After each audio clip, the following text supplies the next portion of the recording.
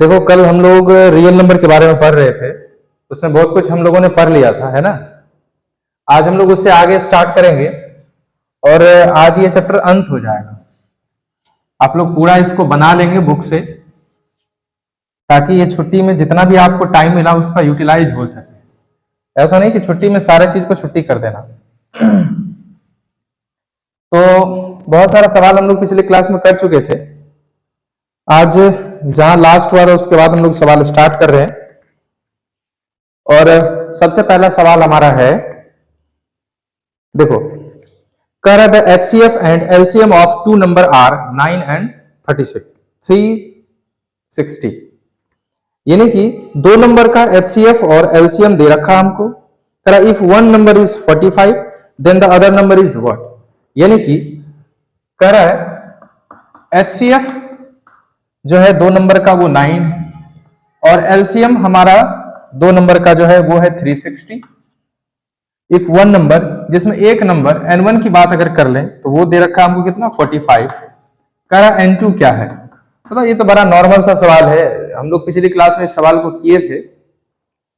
आपको एक रूल सिखाए थे हम कि भैया दो नंबर का जो प्रोडक्ट होगा ना N1 इंटू N2, वो क्या होगा, वो उस दोनों नंबर के बराबर होगा। सॉरी, दो नंबर का प्रोडक्ट N1 इंटू N2 जो होगा वो HCF इंटू LCM के बराबर होता है। तो इस दो नंबर में एक नंबर हमारा हो गया 45 और दूसरा नंबर निकालना है हमको।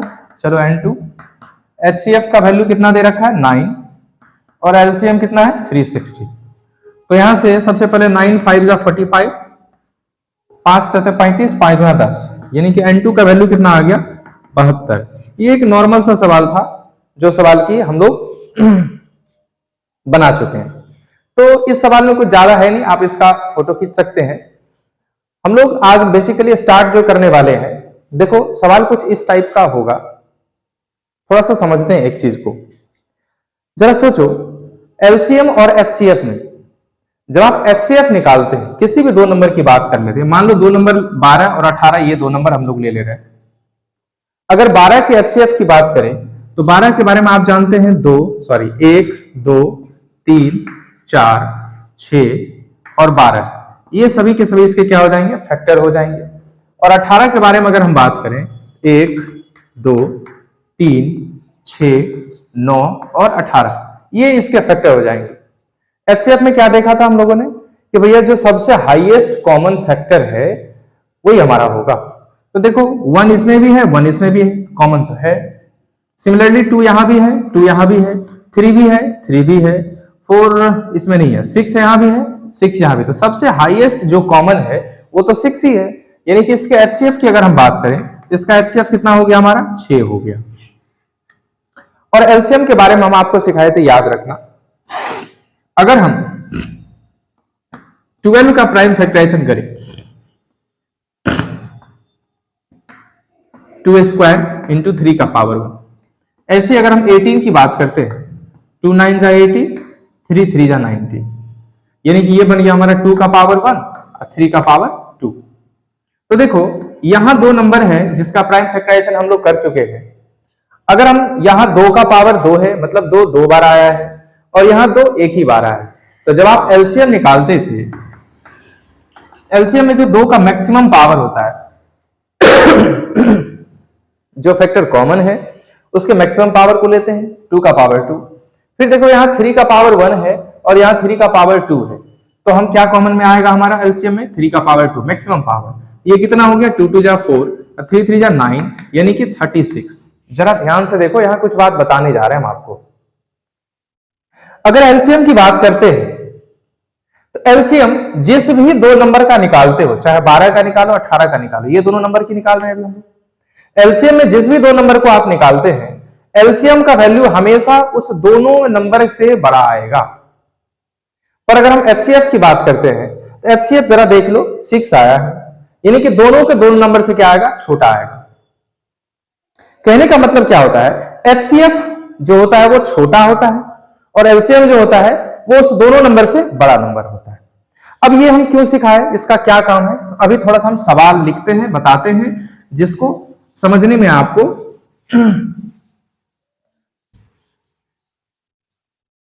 देखो, मान लो कोई एक खेत है, कोई एक खेत है, यह खेत रेक्टेंगुलर है जिसका ब्रेथ दे रखा है 12 सेंटीमीटर और लेंथ दे रखा है 18 सेंटीमीटर। कह रहा है आपको कि लकड़ी का एक ऐसे लेंथ का डंडा आपको ढूंढना है जो इस पूरे खेत का मेजरमेंट कर दे, यानी कि लकड़ी का वो बड़ा से बड़ा डंडा क्या होगा जिससे हम इस पूरे के पूरे खेत को मेजरमेंट कर सकते हैं। जरा सोचो, अब बस हम एक समझ लेते हैं इस बात को। मान लो कोई ऐसा किया कि 2 सेंटीमीटर का एक डंडा उठाए, जरा सोचो, मान लो ये एक डंडा है 2 सेंटीमीटर का, तो सर 2 सेंटीमीटर यहां नापे, यानी कि 6 बार नापेंगे तो 12 सेंटीमीटर पूरा का पूरा नापा जाएगा। ठीक है सर, मतलब इस लेंथ को नापने में 6 बार डंडा को घुमाना पड़ा।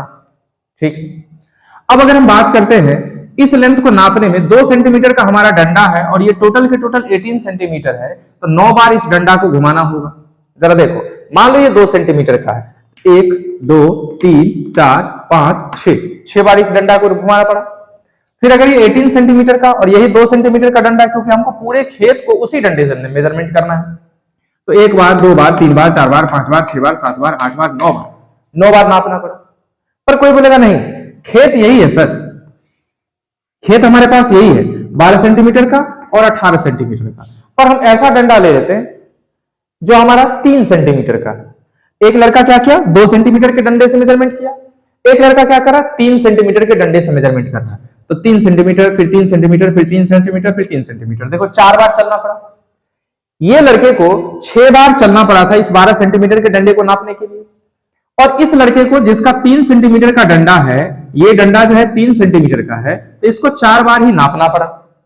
ऐसे ही 3 सेंटीमीटर में इसको 6 बार में इसको पूरा नाप देगा, लेकिन इसको 9 बार लगा था। अर्थात वह मैक्सिमम से मैक्सिमम वैल्यू जिससे पूरे खेत को मेजरमेंट किया जा सके, तो इससे मैक्सिमम तो ये रहा। ये 2 ही सेंटीमीटर का डंडा बनाया, लेकिन ये 3 सेंटीमीटर का डंडा बनाया, तो इससे मैक्सिमम डंडा तो ये रहा। अब कोई एक चालाक सा लड़का निकला और वो बोला कि नहीं, हम 6 सेंटीमीटर का डंडा बनाएंगे। तो देखो 6 सेंटीमीटर में इसको 1 बार और 1 बार 2 बार मापा, 12 सेंटीमीटर निकल गया। फिर इसको 1 बार 1 बार 1 बार 3 बार नापा, तो ये 18 सेंटीमीटर का निकल गया। कहने का मतलब जो होशियार लड़का था वो 6 सेंटीमीटर का डंडा बनाया और इसको 2 बार में नाप लिया, इसको 3 बार में नाप लिया, सिमिलरली इसको भी 2 बार और इसको भी 3 बार में नाप लेगा। कहने का मतलब हुआ एक लड़का था जो 2 सेंटीमीटर का डंडा बनाया, एक लड़का था जो 3 सेंटीमीटर का डंडा बनाया, और एक लड़का था जो 6 सेंटीमीटर का डंडा बनाया। तो कौन सबसे बेहतर मेजरमेंट किया है? तो 6 सेंटीमीटर वाला जो है सर, ये एक ग्रेटेस्ट, यानी कि वो बड़ा से बड़ा डंडा है। अच्छा, 6 सेंटीमीटर से बड़ा भी कोई हो सकता है क्या? चलो 7 उठा के देख लो, 8 उठा के देख लो, 9 उठा के देख लो, 10 उठा के देख लो, 11 उठा के देख लो, 12 उठा के देख लो। 7 सेंटीमीटर से तो ये नापाएगा नहीं सर। एक बार में 7, दूसरी बार में 5 ही आता है, नहीं नापेगा। 8 सेंटीमीटर में एक बार में 8, दूसरी बार में 4, नहीं हो पाएगा। मतलब ये समझ में आ गया कि 6 सेंटीमीटर से बड़ा कोई भी डंडा यहां इस पूरे के पूरे खेत को मेजरमेंट नहीं कर सकता है। तो इसका मतलब क्या हो गया कि ये जो वैल्यू है, एक ऐसा वैल्यू है जो इस दोनों नंबर से क्या है, छोटा है। यानी कि ये 12 सेंटीमीटर और 18 सेंटीमीटर, ये जो हमारा लेंथ है, इस दोनों लेंथ से क्या है, छोटा है। कहने का मतलब जब भी सवाल कभी कुछ इस तरह का लैंग्वेज यूज करेगा कि देखो हमारा एक खेत है रेक्टेंगुलर लूप का, जिसका लेंथ दे रखा है 18 सेंटीमीटर, ब्रेथ दे रखा है 12 सेंटीमीटर, कह रहा है कि वो मैक्सिमम लेंथ का डंडा लेके आओ, वो मैक्सिमम लेंथ का डंडा लेके आओ जिससे कि आप पूरे खेत को आप मेजरमेंट कर सकते हैं। इसका मतलब उस दोनों डायमेंशन का हमको क्या निकालना होगा, HCF, क्योंकि HCF ही है जो छोटा से छोटा वैल्यू देता है। अब जरा सोचो, एक 12 सेंटीमीटर और एक 18 सेंटीमीटर, तो 12 या 18 से तो कोई बड़ा डंडा नहीं हो सकता है। कोई 13 सेंटीमीटर के डंडा लेके नापना चाहे इसको नाप ही नहीं पाएगा। कहने का मतलब क्या होता है, जो HCF होता है वो छोटा होता है। तो जब भी कभी छोटे का हमको कैलकुलेशन करना होगा तो हम HCF यूज करेंगे। अभी हम क्या बोलना चाहते हैं, एक सवाल से आपको ज्यादा क्लियर हो जाएगा, थोड़ा सा समझना।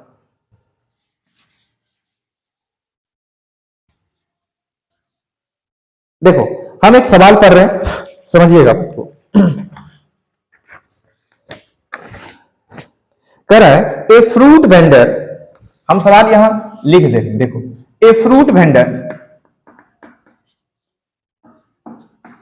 A fruit vendor has 990 Apple and 945 oranges. He packs them into baskets. Each basket's only one of the true fruit but equal number. देखो ये सवाल लिख रहे हैं, आगे लिखेंगे नहीं. Find the number of fruit to be put in each basket in order to have minimum number of basket. जरा समझना, कह रहा है एक कोई फ्रूट व्यापारी है, यानी कि फलों का व्यापारी है, उसके पास दो तरह का फ्रूट है, एक एप्पल है और एक ऑरेंज है. कितने एप्पल है? तो देखो 990 यानी कि 990 एप्पल है, उसके बाद 945 ऑरेंज है. ठीक है, करा ही पैक्स. अब तुम एक सवाल को समझना कि आपके पास 990 सेब है और 945 ऑरेंज है. ठीक है, इसको कुछ बास्केट में आप रखना चाहते हैं, तो आप क्या चाहेंगे? जरा सोच के देखो. हमको कम से कम बास्केट लगे. क्या चाहेंगे हमको कम से कम बास्केट लगे इनटू. अब उसमें कंडीशन क्या है? Each basket only one type of fruit. अब जरा सोचो, हर एक बास्केट में केवल एक ही तरह का फ्रूट होगा. ऐसा नहीं कोई बड़ा बास्केट होगा जिसमें कुछ एप्पल भी रख दिया, कुछ ऑरेंज भी रख दिया. ऐसा नहीं हो सकता है. अगर इस बास्केट में एप्पल है तो केवल एप्पल है, इस बास्केट में ऑरेंज है तो केवल ऑरेंज है. इसका मतलब क्या हो गया? करा है हाँ, two type of fruit equal number. Find the number of fruit to be put in each basket in order to have minimum number of basket. उसको कम से कम बास्केट लगे, तो हम कितने फ्रूट को हम हर बास्केट के अंदर रख सकते हैं, जरा समझना. कहने का मतलब क्या हो गया? 990 हमारे पास एप्पल है और 945 हमारे पास ऑरेंज है. इसका ऐसा वैल्यू निकालते हैं जिसमें ज्यादा से ज्यादा एप्पल रख सकें या हम ऑरेंज को रख सकते हैं. कहने का मतलब क्या हो गया? इसका हम एचसीएफ जरा देखो, एचसीएफ निकालते हैं तो 5 से पहले डिवाइड कर लेते हैं क्योंकि लास्ट में 0 है. तो लास्ट में 0 है तो इस 5 से कटेगा, तो 5 1 जा 5, 5 4 जा 9 49. कितना बच गया? सॉरी 5 9 जा 45, 4 बच गया, 5 8 जा 40. फिर किससे लग गया? 2 से. कितना हो गया? 99. फिर लग गया 9 से 11. अब चाहो तो इसको 3 से भी लगा सकते थे पहले. 3 3 जा 33, फिर 3 से 11. कहने का मतलब क्या हो गया? 2 कितनी बार आया है? 1 बार आया है. 3 कितनी बार आया है? 2 बार आया है. 11 कितनी बार आया है? 1 बार आया है. और 5 कितनी बार आया है? 1 बार आया है. कहने का मतलब क्या हो गया? 990 का जो हमारा फैक्टर आया वो कुछ इस तरह से प्राइम फैक्टराइजेशन हुआ. अब 945 का हम अगर करेंगे फिर 5 से देखो, 5 का 5 4, 5 8 40, 5 9 45. फिर देखो 3 से कटेगा, 3 6 18, 3 3 9. फिर 3 से कटेगा, 3 2 6, 3 का 3. फिर 3 से कटेगा, 3 7 21. अब नहीं कटना है. कहने का मतलब क्या हो गया? 3 कितनी बार आ रहा है? 3 बार. 3 to the power 3, 7 to the power 1 और 5 टू द पावर 1. कहने का मतलब क्या हो गया? अगर हम इस दोनों नंबर का एचसीएफ निकालना चाहें तो क्या निकलेगा? देखो 2 यहां तो है लेकिन पर यहां नहीं है, एचसीएफ में नहीं आएगा. अब देखो 3 कितनी बार आया है? 2 बार. और यहां 3 बार, तो 2 बार 3 कॉमन आ जाएगा हमारा. फिर 11 यहां आया, वहां नहीं आया. 5 यहां आया एक बार, यहां भी एक बार 5 आ जाएगा. 3 3 9 5 45. कहने का मतलब क्या हो गया कि 45 फ्रूट अगर हम रखेंगे बास्केट में तो हमको कम से कम बास्केट लगेगा। बात समझ में आ रही है? कहने का मतलब क्या हो गया, आप सवाल को पढ़ेंगे और सवाल को पढ़ने के बाद आप देखेंगे कि जो हमारा रिक्वायरमेंट कंडीशन है, अगर वो हमको कम से कम लाना है तो वहां हमको HCF निकालना होगा। बात समझ में आ रही है? अब हम इसी के हिसाब से दूसरे सवाल पे आते हैं, और दूसरा सवाल बिल्कुल देखना इसी की तरह है, समझिएगा बात को। आप इसका फोटो ले लीजिए, तब तक हम दूसरे सवाल को आपको समझा रहे हैं।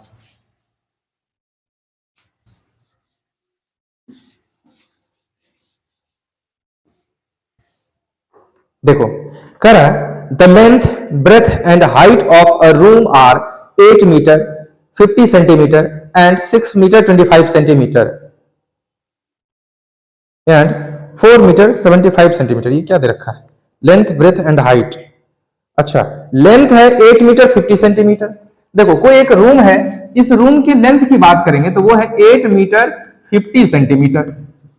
अगर हम ब्रेथ की बात करें तो ब्रेथ हमारे पास है 6 मीटर 25 सेंटीमीटर, और हाइट की बात करेंगे तो वो है 4 मीटर 75 सेंटीमीटर। जरा समझना, करा find the length of longest rod that can measure the dimension of the room exactly. कहने का मतलब वो बड़े से बड़े रॉड का लेंथ निकालो जो पूरे के पूरे लेंथ को मतलब पूरे के पूरे रूम के डायमेंशन को मेजरमेंट कर दे। अब जरा समझना, हमको लेंथ निकालना है किसी भी रॉड का जो पूरे रूम के डायमेंशन को मेजरमेंट करे। कहने का मतलब क्या हो गया, लेंथ ब्रेथ और हाइट तीनों को मेजरमेंट कर दे, ये तो हमारा होगा। तो जरा समझना, ऐसा बड़ा से बड़ा डंडा हमको निकालना है जो लेंथ को भी मेजर कर सके, ब्रेथ को भी मेजर कर सके और हाइट को भी मेजर कर सके। कहने का मतलब क्या हो गया, वो जो बड़ा से बड़ा रॉड का डंडा होगा सर, वो इससे भी छोटा होगा, इससे भी छोटा होगा, इससे भी छोटा होगा, यानी कि सबसे छोटा होगा। क्योंकि जरा सोचो, अगर कोई 5 सेंटीमीटर का रॉड लिया, इसको नाप सकता है, इसको नाप सकता है, लेकिन इसको नहीं नाप पाएगा। अब तुमको इसको कैसे नाप पाएगा? तो अरे कम से कम 6 मीटर 25 सेंटीमीटर है, तो उसमें से 5 मीटर तो नाप लेगा ना, उसके बाद नहीं नाप पाएगा, वो बात अलग है। कहने का मेरा मतलब हुआ, इसको तो वो नाप ही नहीं पाएगा, यानी कि वो जो रॉड चाहिए हमको, वो ऐसा कम से कम लेंथ का चाहिए। कहने का मतलब इस तीनों से कम निकालना है। इसका मतलब क्या हो गया, हमको यहाँ HCF निकालना होगा कि LCM? HCF निकालना होगा। तो अब HCF निकालने के लिए हमारे पास फैक्टराइजेशन करना है सर। तो फैक्टराइजेशन में जरा ध्यान से देखो, कुछ मीटर और सेंटीमीटर में दिया हुआ, तो हम क्या करते हैं, सबको एक साथ सेंटीमीटर में बदल लेते हैं। 8 मीटर 50 सेंटीमीटर कहने का मतलब हो गया 850 सेंटीमीटर बोल दें इसको, क्योंकि 8 मीटर को अगर सेंटीमीटर में बदलेंगे तो 100 से मल्टीप्लाई करेंगे तो 800 सेंटीमीटर, और साथ ही साथ ये 50 सेंटीमीटर, तो 850 सेंटीमीटर हो गया। सिमिलरली अगर 6 मीटर 25 सेंटीमीटर है तो 625 सेंटीमीटर लिख सकते हैं। 4 मीटर 75 सेंटीमीटर है तो ये हो गया 475 सेंटीमीटर। कहने का मतलब 850 का फैक्टराइजेशन करो तो 5 से काटेंगे, 5 का 5 3, 5 7 35 0, फिर 5 से काटेंगे, 5 तिया 15, 2 5 चौका 20, फिर 2 से काटेंगे 17, अर्थात 2 का पावर 1, 5 का पावर 2 और 17 का पावर 1 मिल गया। अब हम बात करते हैं 625 का, फिर अंतिम में 5 है तो काट लो 5 से, 5 का 5, 5 दूना 10, 5 25, फिर 5 से काटेंगे, 5 दूना 10, 5 25, फिर 5 से काटेंगे, 5 25। कहने का मतलब इसका हो गया 5 का पावर 4, और तीसरा हमारा 475। तो 475 को अगर हम 5 से काटेंगे तो ये हो गया तुमको 5 का 5 2 2 24, 5 चौका 20, 4 5 9 45। अब ये कटेगा किसी से? 4 1 5 9 5 14, ये किससे कटेगा यार? ये क्या हो गया? देखो ऐसा है ना कि तुम लोग इसको काटना, जो भी आए आप अपना करते रहिएगा, उतना हमारे पास टाइम नहीं है। आप अपना देख लीजिए ये किससे कटेगा। तो ये होगा कितना, मान लो ऐसा करते नहीं, ये 2 और कट गया 3 ले आए, मान लेते ऐसा आ गया, जो भी कट गया। अरे काटते कैसे वो तो समझ में आ गया ना। अब इसको आप काट लेना ये कैसे कटता है, यानी कि इसका वैल्यू हो गया 5 का पावर, ओहो सॉरी सॉरी सॉरी सॉरी, यहां पे एक चीज मिस्टेक हो गया, 745 नहीं है 475 भैया। ये सब आदत है ना हमारा थोड़ा खराब है, तो ये सबको संभाल लेना, कभी गलती हो जाए तो अब तुम समझो। 5 से काट लिया, 5 9 45, 5 25, 5 से काट दिया 19 5 95, बड़ा जल्दी समझ में आ गया कि ये गलती है। चलो तो अब हो गया 5 का पावर 2 और 19 का पावर 1। अब हम अगर इस तीनों का एचसीएफ निकालें तो एक बात तो श्योर है, 5 ही ऐसा है जो तीनों में है। देख लो, यहां 2 बार 5, यहां 4 बार 5, यहां 2 बार 5, तो एचसीएफ क्या हो जाएगा? एचसीएफ हो जाएगा हमारा 5 का पावर 2, अर्थात 25 सेंटीमीटर का एक ऐसा मैक्सिमम लेंथ का रॉड, 25 सेंटीमीटर से बड़ा हम कोई रॉड नहीं ले सकते हैं जिससे कि हम तीनों की तीनों डायमेंशन को मेजरमेंट कर सके। कहने का मतलब हम 25 सेंटीमीटर का रॉड ले सकते हैं जिससे हम लेंथ, ब्रेथ और हाइट तीनों को नाप सकते हैं। आ रही बात समझ में? तो हमको लगता है कि यह बात समझ में आ गया होगा। अब हम अगले सवाल पे चलते हैं। इसको आप लोग फोटो खींच लीजिए।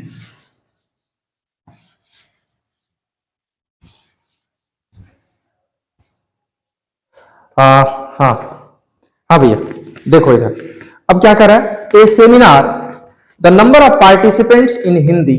देखिए ये जितने भी क्वेश्चन हम आपको दे रहे हैं ये आपके प्रीवियस ईयर क्वेश्चन है या आपके बुक के क्वेश्चन, ठीक है ना। आप 100% बुक को, सैंपल पेपर को, जितना कुछ भी बनाना है सब कुछ को बनाएंगे, सारे के सारे क्वेश्चन बनेंगे, ठीक है ना, बिल्कुल बनेंगे।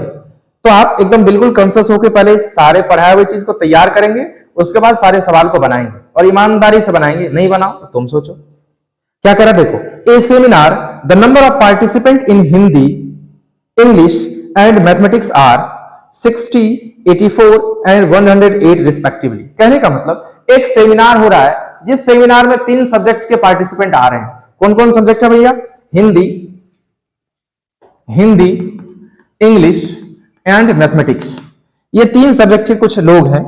हिंदी के हैं 60 लोग, इंग्लिश के हैं 84 और मैथ्स के हैं 108। करा find the minimum number of room required in each room, the same number of participants are to be seated and all of them being in the same subject. अच्छा, कह रहा है हमको कम से कम रूम चाहिए, हर रूम में बराबर बच्चे हों और हर एक रूम में एक ही सब्जेक्ट के रूम चाहिए। अब जरा सोचो, कोई कहेगा कि अच्छा ठीक है सब सब्जेक्ट का रूम हम लेते हैं तो दो स्टूडेंट करके हम बैठा रहे हैं सर, तो ये दो स्टूडेंट करके बैठाएंगे तो देखिए इसके लिए 30 घर चाहिए हमको, 30 रूम। 84 है तो इसके लिए हमको चाहिए 42 रूम, और इसके लिए हमको कितना चाहिए? 54 रूम। तो 54 में दो स्टूडेंट करके बैठाएंगे तो 108 फुट जाएगा, 42 में दो स्टूडेंट करके बैठाएंगे तो 84 फुट जाएगा, और 30 रूम में हम दो स्टूडेंट करके बैठाएंगे तो 60 रूम। यानी कि हर एक रूम में दो बच्चे हैं और वो दो बच्चे सेम सब्जेक्ट के हो गए। अब जरा सोचो हम क्या बोल रहे हैं, समझना कि भैया ये जो तुम दो स्टूडेंट करके बैठा रहे हो ना, यही गलत है। 2 से ज्यादा करके बैठाओ ना। जब 2 से ज्यादा करके बैठाएंगे तो हमको ये जो रूम लग रहा है वो रूम क्या लगेगा? कम लगेगा। यही कह रहा है हमको मैक्सिमम से मैक्सिमम स्टूडेंट को बैठाना है ताकि कम से कम रूम लगे, रूम कम लगे और हर एक रूम में बिल्कुल एक ही टाइप का बच्चा होगा। ऐसा नहीं हो सकता कि मैथ वाला इंग्लिश वाला एडजस्ट कर लेगा, नहीं होगा ऐसा। मैथ है तो कंप्लीट उस रूम में मैथ ही होगा, इंग्लिश है तो कंप्लीट इंग्लिश ही होगा। मतलब हम हर रूम में सेम नंबर ऑफ स्टूडेंट बैठाएंगे और सभी रूम के अंदर एक ही टाइप के स्टूडेंट हैं। अर्थात अब जरा समझना, तो हमको एक ऐसा स्टूडेंट चुनना होगा, जैसे मान लो 10-10 स्टूडेंट का हम लॉट बनाते हैं तो 10-10 स्टूडेंट इसमें भी सेट हो जाए तो 6 रूम लग गया। क्या 10-10 स्टूडेंट इसमें सेट हो सकता है? नहीं। 10 8 80, 8 रूम तो हो जाएगा, 4 लड़का बच जाएगा सर, तो एक रूम में हमको 4 ठोकर रखना होगा, लेकिन ऐसा नहीं चलेगा। हर रूम के अंदर 10 स्टूडेंट ही होना चाहिए। अगर 10 रख रहे हो तो 4 नहीं, इसका मतलब आपका मेजरमेंट खराब है। कहने का मतलब अब जरा समझना, हमको इस तीनों रूम में से ऐसा नंबर चूज करना है जो हमारा कॉमन हो तीनों के लिए, और वो कॉमन बड़ा से बड़ा हो। यही तो होता है एचसीएफ। एचसीएफ क्या सीखे आप लोग? Highest common factor. पहली बात कि तीनों में कॉमन हो और कॉमन के साथ साथ क्या हो? हाईएस्ट भी हो। यही एचसीएफ हमारा। इसका मतलब ये क्या है? 60 स्टूडेंट है, पार्टिसिपेंट है ना। तो 60, 84 और 108 यानी कि 60 का एचसीएफ, 84 इसका एचसीएफ और कौन है? 108 इसका एचसीएफ हम निकालेंगे, देखते हैं कितना कॉमन आता है। तो 2 से किया 30 आया, 2 से किया 15 आया, 5 से किया 3 आया, तो 2 का पावर 2, 3 का पावर 1 और 5 का पावर 1। सिमिलरली 84 की बात करते हैं, 2 चौका 8 42, 2 से हो गया 21, 3 से हो गया 7, मतलब 2 का पावर 2 इंटू 3 का पावर 1 इंटू 7 का पावर 1। अब हम 108 को करते हैं 2 से, 2 पंचे 10, 2 चौका 8, 2 से 27 दूना 54, 3 से 9 और 3 से 3, यानी कि 2 का पावर 2 और 3 का पावर 3। अब अगर हम इसके एचसीएफ की बात करते हैं, इसके एचसीएफ की बात करते हैं, तो एचसीएफ कितना है? देखो 2 का पावर यहां 2 है, यहां भी 2 का पावर 2 है, यहां भी 2 का पावर 2 है, तो एचसीएफ में तीनों में जो कॉमन है 2 का पावर 2 तो आएगा। यहां 3 का पावर 1, 3 का पावर 1, 3 का पावर 3, तो 3 का पावर 1 तो कॉमन है। फिर देखो यहां 5 है और किसी में नहीं है, नहीं लेंगे। यहां 7 है, अब छोड़ो, अब कोई नहीं आएगा। इसका मतलब हमारा जो एचसीएफ आया 2 दूना 4 या 12, यानी कि 12 स्टूडेंट का, 12 पार्टिसिपेंट का हमारा बंच बनेगा। अब देखो 12 पार्टिसिपेंट अगर हम रूम के अंदर रखेंगे तो 12 पंच 60, ये तो बस पहले का था। अगर 60 स्टूडेंट है और एक रूम में 12 स्टूडेंट को रखते हैं, यहां कितने रूम लगेंगे? यहां लग जाएंगे कितने? 60। अब 12 लोग बैठा रहे हैं तो 12 पंच 60, 5 रूम बनेंगे। 12 सत्तर 84, यहां 7 रूम बनेंगे। अब 12 नंबर 8 उधर से तो 9 रूम बनेगा। तो कितने टोटल रूम हो गए? 5 हिंदी के लिए, 7 इंग्लिश के लिए और 9 मैथ्स के लिए। 7 5 12 8 20 1 21। टोटल नंबर ऑफ रूम कितने हो गए? टोटल नंबर ऑफ रूम कितने हो गए? ये हो गए 21। यानी कि ऐसा कम से कम 21 रूम लगेगा जिसमें कि हम बराबर नंबर ऑफ स्टूडेंट को एक साथ रख सकते हैं। हमको लगता है बात समझ में आपको आ रही है। नहीं आए तो इसको एक बार पीछे करके फिर से आप देख सकते हैं, आपको समझ आएगा, एकदम बिल्कुल समझ आएगा। तो चलो हम अब अगले सवाल की ओर बढ़ते हैं। चलिए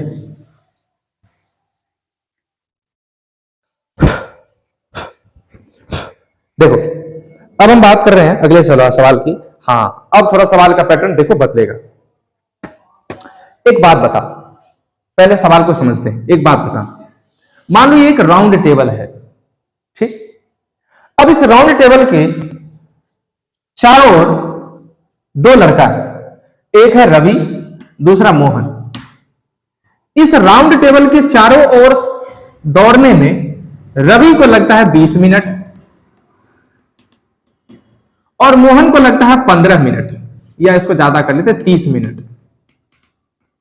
जरा समझना, रवि को लगता है 20 मिनट और मोहन को लगता है 30 मिनट। अब दोनों यहां पे खड़ा हो गया और दोनों बिल्कुल एक डायरेक्शन में चलना शुरू किया, यानी कि इधर ही दोनों चलेगा, रवि भी इधर मोहन भी इधर।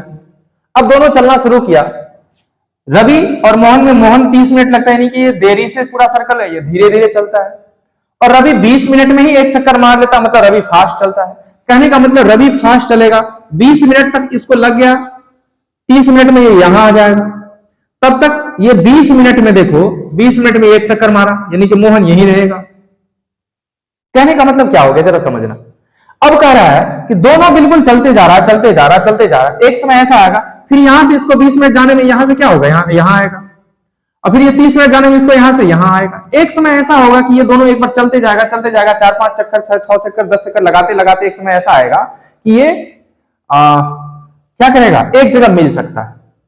यानी कि अगर दोनों एक साथ चल रहा है और दोनों कब मिलेगा ये हमको निकालना है। इसका मतलब हो गया कि ये 20 मिनट में या 30 मिनट में तो नहीं मिलेगा, क्योंकि 20 मिनट में तो ये एक चक्कर मारेगा और ये 30 मिनट में एक चक्कर मारेगा, यानी कि 20 मिनट में जब तक ये यहीं रहेगा तब तक ये 30 मिनट में यहां से यहां आ जाएगा, आएगा ना।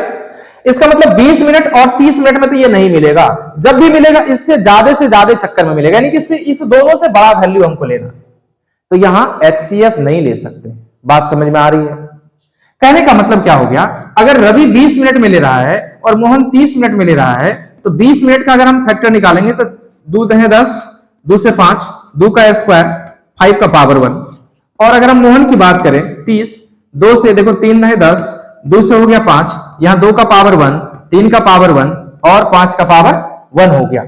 अगर हम एलसीएम की बात करते हैं, सबसे पहले जो कॉमन होता है हमारा, जैसे ये यहां 2 आ रहा है 2 बार और यहां 2 आ रहा है 1 बार, तो दो बार एलसीएम में क्या होता है, जो मैक्सिमम होता है इनटू। अब कोई कॉमन आ रहा है, हाँ 5 का पावर 1 यहां भी है, 5 का पावर 1 यहां भी है, तो चलो एक बार कॉमन आ गया हमारा। फिर जो बच गया, क्या बच गया 3, तो 3 का पावर 1 भी आ जाएगा। कहने का मतलब क्या हो गया, 2 दूना 4 5 20, 20 तिया 30, कैसे हो गया 20 या 60, सॉरी, यानी कि 60 मिनट में दोनों एक साथ चलना शुरू किया और 60 मिनट के बाद ऐसा होगा, 60 मिनट के बाद ऐसा होगा कि ये बिल्कुल एक जगह कहीं आ जाएगा, मिल जाएगा। ये बात समझ में आ रही है? तो बिल्कुल ऐसा ही सवाल हमारे पास है, और वो सवाल क्या है जरा समझना।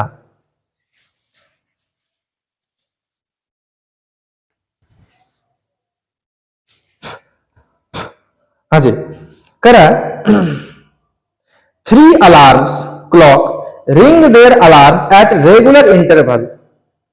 3 अलार्म क्लॉक है, जिसमें पहला अलार्म क्लॉक जो है 20 मिनट में रिंग कर रहा है, दूसरा 25 मिनट में रिंग कर रहा है, तीसरा 30 मिनट में रिंग कर रहा है। जरा देखो, ये 3 अलार्म क्लॉक है, ये 20 मिनट में रिंग कर रहा है, ये 30 मिनट में रिंग करेगा, और दूसरा क्या क्या है 20 25 30 तो 25 मिनट।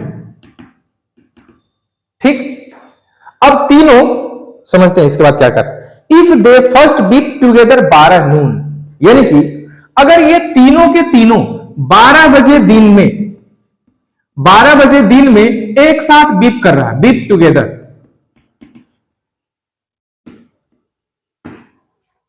तो फिर आगे कितने देर के बाद ये तीनों एक साथ बजेंगे, जरा समझना ध्यान से।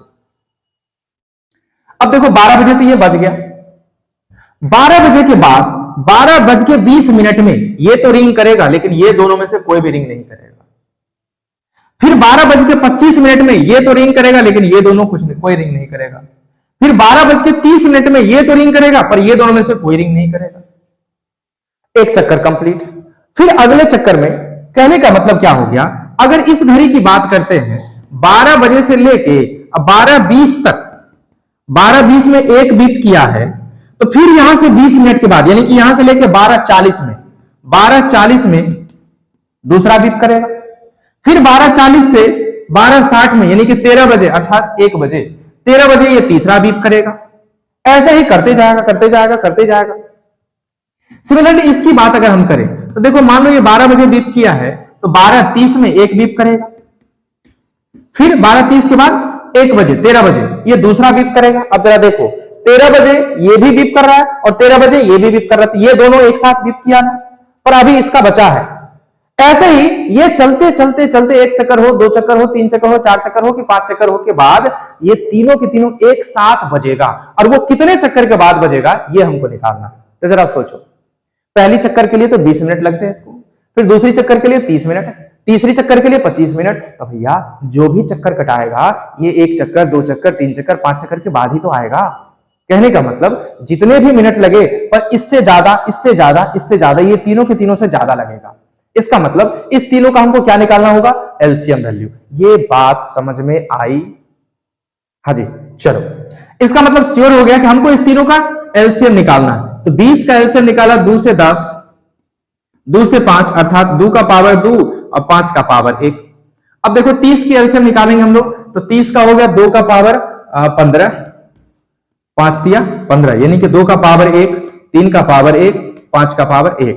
अब कौन बच गया भैया, 25। 25 की बात करेंगे तो 5 25, यानी कि 5 का पावर 2, 5 का पावर 2। अब देखो कहने का क्या मतलब हो गया, अगर हम एलसीएम की बात करेंगे तो देखो यहां 2 का पावर 2 कितनी बार है, 2 बार। यहां 2 का पावर 2 1 बार। यहां 2 का पावर नहीं है, कोई बात नहीं, एलसीएम में सीखे हैं, अगर 2 में भी कॉमन है तो भी कॉमन वाले को निकाल लो हाईएस्ट पावर में। तो अगर हम इसके एलसीएम की बात करें तो 2 का पावर 2 तो पहले आ गया इनटू। अब यहां देखो 5 1 बार, 5 1 बार, 5 2 बार, तो 5 2 बार हमारा आ जाएगा एलसीएम। 5 भी ले चुके हम लोग, बच गया एक 3, तो जो बच गया उसको डाल दो, तो फिर बच गया हमारा 3, कितना हो गया 25 25, 25 चौका 100, 100 तिया 300, यानी कि हम 300 मिनट के बाद 300 मिनट के बाद ये तीनों एक साथ बीप करेगा। तो भैया 300 मिनट मतलब कितने घंटे हो गए, 6 5 30, 5 घंटे। पहली बार कितनी बजे एक साथ बजा था? 12 बजे दिन में। अब 12 बजे के 300 मिनट बाद, अर्थात 12 बजे से 5 घंटे बाद, तो 5 बजे, अर्थात they beat together at 5 PM। 12 बजे दिन के बाद ये 5 बजे दिन में फिर से एक साथ मिलेगा। क्या बात समझ में आई? ओके, तो उठा लो। चलो अब लोग आगे चलते हैं अगले सवाल की ओर।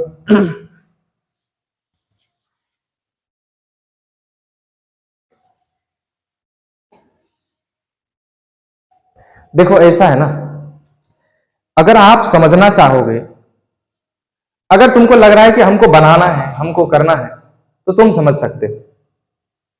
और अगर आप समझना नहीं चाहेंगे तो आपको कोई समझा नहीं सकता है। और इतनी आसानी से कोई भी चीज नहीं होता है, थोड़ा मेहनत करना होता है, और वो मेहनत करना चाहिए। आज मेहनत नहीं करोगे ना तो आगे आपको वो मेहनत करना पड़ेगा। इसीलिए थोड़ा सा आप इसको मेहनत करके अभी इसको करते चलिए। चलिए, करा है, there is a circular path around a sport field. अच्छा, फिर वही सवाल है, करा है, there is a circular path around a sport field. कोई एक खेल का मैदान है, उसके चारों तरफ एक सर्कुलर रास्ता बना हुआ है। प्रिया टेक्स 80 मिनट टू 1 राउंड। प्रिया है, प्रिया को लग रहा है 18 मिनट एक राउंड कंप्लीट करने में। फिर while रवीश टेक्स 12 मिनट, जबकि रवीश को 12 मिनट लग जाते हैं एक राउंड कंप्लीट करने में।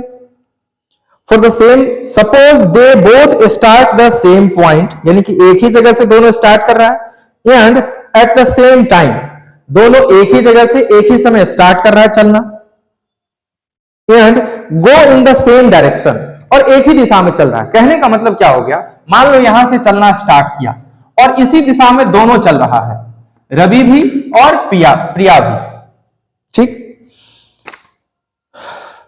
After how many minutes will they meet again at the starting point. कितने समय के बाद ये दोनों फिर स्टार्टिंग पॉइंट पे मिलेगा। तब कहने का जरूरत नहीं है कि अब आप समझ रहे हैं कि इसका एलसीएम निकालना होगा। तो भैया 18 की बात करेंगे तो 2 9 18 और 3 3 9, 2 का पावर 1, 3 का पावर 2। फिर 12 मिनट की बात कर रहे हैं, 2 6 का 12 और 2 3 6, 2 स्क्वायर और 3 का पावर 1।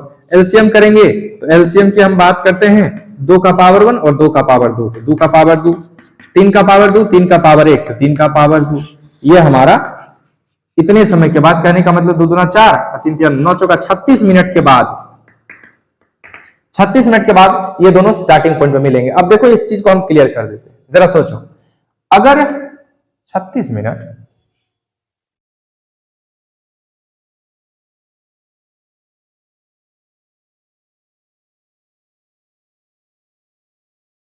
हाँ ठीक है, 2 स्क्वायर 3 स्क्वायर, हाँ ठीक है। देखो समझना, 12 इसकी बात करते हैं, जरा देखो, अगर ये 12 मिनट में एक चक्कर लगाता है तो इसको 1 मिनट लगाने में, एक चक्कर लगाने में कितना देर लगेगा, 12 मिनट। फिर दूसरे 12 मिनट के बाद यानी कि 24 मिनट में ये कहां होगा, यहां। फिर अगले 12 मिनट के बाद ये कहां होगा, यहां। यानी कि 3 चक्कर लगा के ये कौन है, रवीश यहां पे होगा। 36 मिनट के बाद रवीश यहां होगा। अब जरा देखो, 18 मिनट लगते हैं इसको एक चक्कर लगाने में। 18 मिनट में ये एक चक्कर लगाया, फिर अगले 18 मिनट के बाद यानी कि 18 18 36 मिनट के बाद तब तक ये भी यहां पहुंच जाएगा। तो 36 मिनट में देखो दोनों एक जगह मिल रहा है ना। आ रही बात समझ में? चलिए अब हम अगले सवाल की ओर चलते हैं, और अब चैप्टर मोस्टली लास्ट होने वाला है। छोटा छोटा सवाल बचा है, 2-3 सवाल बचा है। आपके हर एक टाइप के सवाल को हम बता चुके हैं, बस यही 2-3 सवाल बचा है। आप पूरे सवाल को कंप्लीट करके आएंगे घर से। देखो कर है एटलीस्ट, हाँ कर, if x equal to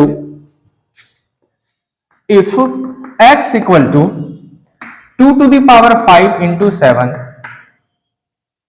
y equal to 2 to the power 2, 3 to the power 2 into 5, z equal to 3 to the power n into 5 to the power 2। ठीक, करें if LCM of x y z, इस तीनों का जो LCM है वो है 2 to the power 5 into 3 to the power 4 into 7, then find n, n है कहां भाई, हाँ यहां है, देखो x का वैल्यू दे रखा है 2 to the power 5 7 to the power 1, y दिया है 2 स्क्वायर 3 स्क्वायर 5 का पावर 1, और z दिया है 3 का पावर n 5 का पावर 2। कह रहे हैं कि एलसीएम इस बार हम आपको दे देते हैं कि कितना है, 2 का पावर 5 है, 3 का पावर 4 है और 7 है। अब जरा सोचो, जब आप एलसीएम निकालते हैं, चाहे जितने भी नंबर की निकाले, 1 नंबर 2 नंबर 3 नंबर 5, जितना भी नंबर का एलसीएम निकालेंगे, एलसीएम में हम क्या करते हैं, अगर मान लो 2 का पावर 4 यहां भी है और भी कुछ है इसमें, पर हम अभी बात कर रहे हैं इसकी, इसमें भी 2 का पावर 5 है इंटू और भी कुछ है, इसमें 2 का पावर 6 है इंटू और भी कुछ है। तो जब हम एलसीएम निकालते जाएंगे तो सबसे पहले जो कॉमन आएगा, 2 का पावर यहां भी, 2 का पावर यहां भी, 2 का पावर यहां भी, जो मैक्सिमम पावर होता है वही हमारा एलसीएम में खींच के बाहर आ जाता है, यानी कि 2 का पावर 6 आएगा हमारा एलसीएम में। साथ ही साथ फिर देखेंगे आगे क्या क्या कॉमन आ रहा है, वही हमारा एलसीएम में आते हैं। तो अब हम बात कर लेते हैं, देखो ये है 2 का पावर 5 इंटू 7, ये है 2 का पावर 2 इंटू 3 का पावर 2 इंटू 5 का पावर 1, और तीसरा है 3 का पावर n इंटू 5 का पावर 2, और इसका एलसीएम दिया हुआ है कितना, 2 का पावर 5 इंटू 3 का पावर 4 इंटू 7। तो अब पूछ रहा n का वैल्यू क्या है, जरा सोचो, एलसीएम में क्या होता था, किसी दो में भी कॉमन है ना, कोई दो नंबर में भी जो कॉमन आएगा वो कॉमन हम खींच के बाहर निकाल सकते हैं।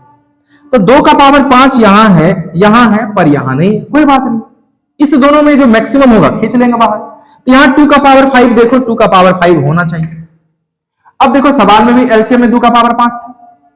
अब आते हैं 3 के पावर 4 पे, 3 यहां नहीं है, यहां है, यहां है, इस दोनों का, इसका मतलब हो गया इस दोनों में जो 3 का पावर सबसे बड़ा होगा वही हमारा एलसीएम में आएगा। तो यहां है 3 का पावर 2, लेकिन यहां है 3 का पावर n, लेकिन हम देख रहे हैं कि कॉमन जो हमारा है वो 3 का पावर 4 है, इसका मतलब फिक्स है कि ये n का वैल्यू 4 रहा होगा, तभी तो कॉमन में से जो बड़ा पावर आता है वो हमारा एलसीएम। अब तो वो निकल गया हमारा आंसर, इसका मतलब क्या हो गया, that's implies n is equal to 4 हमारा आंसर हो गया। ये तो बड़ा नॉर्मल सा सवाल था, आ रही बात समझ में। चलिए अगले सवाल पे चलते हैं, अगले सवाल पे चलते हैं, क्या कर रहा है, the list number that is divisible by all the numbers from 1 to 10 both inclusive is. ये तो बड़ा आसान सा सवाल है, इस सवाल के लैंग्वेज को थोड़ा सा हम लिख रहे हैं क्योंकि ये लैंग्वेज को समझना तुम लोग।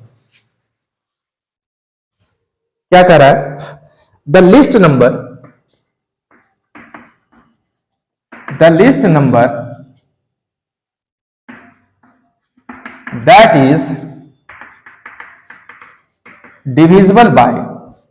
is divisible by all the numbers from 1 to 10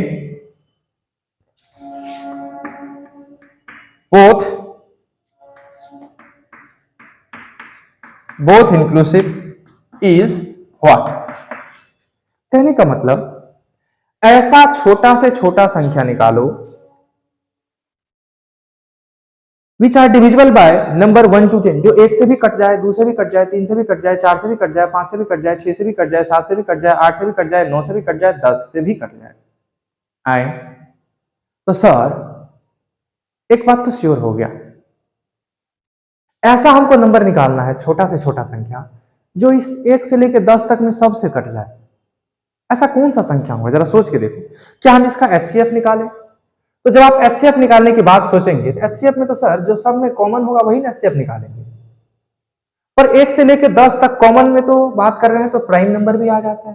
तो कोई भी ऐसा नंबर तो नहीं होगा जो 1 से लेकर 10 तक में जो सब में कॉमन होगा, ताकि एचसीएफ हम निकल सकता है। इसका मतलब क्या निकलेगा, एलसीएम। तो अब कहने का मतलब नहीं 1 2 3 4 5 6 7 8 9 10 बच्चा में जैसे एलसीएम निकालते थे निकाल दीजिए, 2 से कट जाएगा तो 1, 2 का 2, 3, 2 दूना 4, 5, 2 तिया 6, 7, 2 चौका 8, 9, 2 पंचे 10। अब हम यही निकालें, ये भी हम निकालें। अब इसको आप एलसीएम करते जाइएगा, जो लास्टली नंबर मिलेगा वही आपका आंसर हो जाएगा, जो इसका एलसीएम होगा, यानी कि जो इसके फैक्टर निकलते जाएंगे उसको मल्टीप्लाई कर लीजिएगा, ये आपके आंसर हो जाएंगे। चलिए अब अगले सवाल पे चलते हैं। कह रहा है the LCM of two number is 2400। कह रहा है किसी भी दो नंबर का एलसीएम ऑफ टू नंबर, कोई भी दो नंबर है जिसका एलसीएम दिया हम आपको 2400 दे रहे हैं। ठीक है, which of the following can not be there HCF. इसमें से 4 ऑप्शन है आपके पास, कौन कौन? 400, 500, 600 और 300। इस चारों में से कौन इसका एचसीएफ नहीं हो सकता? हाँ, अब आया सवाल। अगर याद हो कल के क्लास में तो आप इस सवाल को बना सकते हैं। सर, दो नंबर का एलसीएम आप हमको दिए हैं 2400, अब बताओ इसमें से कौन इसका एचसीएफ नहीं हो सकता? तो आपको कल एक बात बताए थे क्या, कि जो एचसीएफ होता है ना वो उसके एलसीएम को हमेशा डिवाइड करता है। जो एचसीएफ है वो उसके एलसीएम को हमेशा डिवाइड करता है। तो क्या इस 2400 को 400 डिवाइड कर पाएगा? Of course. 2400 को 400 काट नहीं रहा है। 2400 को अगर तुम 400 से भागा दो, 2 0 से 2 4 छक्का 24 काट दिया। क्या इस 2400 को 5 से डिवाइड कर पाएगा? नहीं कर पाएगा। यही आंसर हो जाएगा। देखो 600 डिवाइड कर देगा, हाँ 6 चौका 24, 3 8 24, ये सब काट सकता है पर ये नहीं काट रहा है। इसका मतलब ये इसका एचसीएफ नहीं हो सकता। तो सवाल आपसे यही पूछ रहा था कि इस तीनों में से कौन इसका एचसीएफ नहीं हो सकता था। केवल 500 ऐसा है जिसका एचसीएफ नहीं हो सकता, मतलब मेरा आंसर 500 हो जाएगा। समझ रहे हो बात को? अब अगला सवाल देख लो। अगला सवाल क्या कह रहा है? Find the LCM and HCF of 150, 150 और 160 का एचसीएफ एंड एलसीएम निकालना। नहीं निकालेंगे, आप खुद निकालेंगे by prime factorization method. By prime factorization method से आपको एचसीएफ और एलसीएम निकालना, आप खुद निकालेंगे। ये आपका पूछा हुआ सवाल है इसलिए हम लिखे हुए हैं। फिर कह रहा है फाइंड द ग्रेटेस्ट नंबर। हाँ, इस सवाल को बताएंगे। चलो, दिवाली हो रही है, आप सब भी दिवाली मनाएंगे। दिवाली से छठ तक तो दिवाली ही चलती रहती है। खैर कोई बात नहीं। हाँ जी, कह रहा है find the greatest number that divides 450, 445, 572 and 699। ये लास्ट सवाल होगा आज का। देखो क्या कह रहा है, find the greatest number, find the greatest number that divide 445, 572 and 699, leaving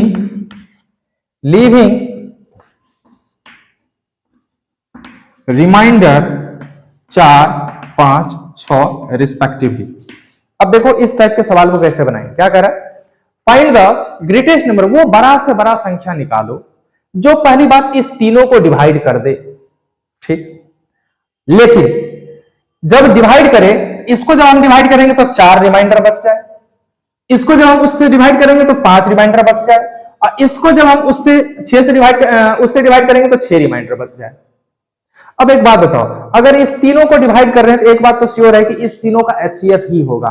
लेकिन लेकिन लेकिन रुको, एचसीएफ होगा ये बात तो हमको समझ में आ गया सर, पर ये रिमाइंडर का क्या लफड़ा है सर? जरा एक बात बताओ, अगर हम बात करते हैं 13 से, जरा समझ लो, 13 से ऐसे नंबर से डिवाइड करो, ऐसा फाइंड द ग्रेटेस्ट नंबर, ऐसा बड़ा से बड़ा संख्या से डिवाइड करो कि इसका रिमाइंडर बच जाए क्या? रिमाइंडर बच जाए क्या? 1। समझना, इसमें ऐसे बड़े से बड़े संख्या से डिवाइड कर रहे हैं कि इसका रिमाइंडर बचना चाहिए 1। समझना ध्यान से। कोई एकदम उठेगा पुठेगा बोलेगा सर हम 2 से डिवाइड करेंगे, तो 2 छक्का 12, 1 बच गया रिमाइंडर, वो भी सही है। कोई बोला 13 को आप 3 से डिवाइड कीजिए तो 3 चौका 12, और रिमाइंडर फिर भी बच गया। कोई बोला 6 से डिवाइड कीजिए तो 13 में 6 से डिवाइड कीजिए तो 6 दूना 12 बच गया, फिर भी रिमाइंडर है।